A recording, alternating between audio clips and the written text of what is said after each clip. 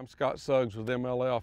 I got a little tip I want to show you about fishing a fluke in open water, more open areas, especially when you get around fish schooling or fish that are just, especially smallmouth out in open areas.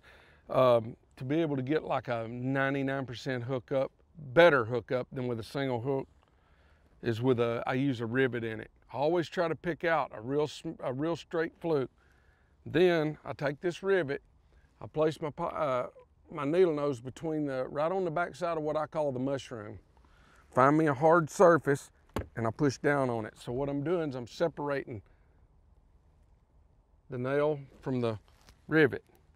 So the next thing I do is I line it up straight in the nose of it, the pointed end of the nail, and I push it in, and I try to come out right in the top part of the split on the fluke, just like that right there.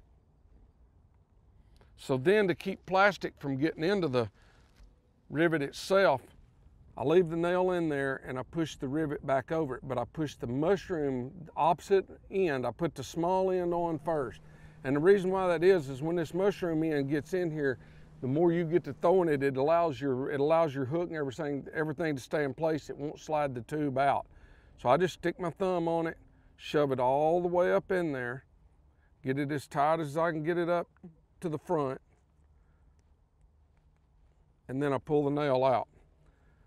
You're going to see where it's kind of shouldered out here. All you have to do is take your fingers and mash together, and the shoulders of that rivet will cut that fluke, cut into the side of it, and it's just perfectly straight then. Then we just tie it on. I like to throw a size 3 treble hook. Sometimes I throw a 4, sometimes I throw a 2, just depending on what the fish are doing.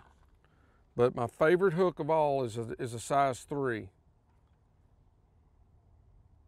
Once I get my hook tied on, I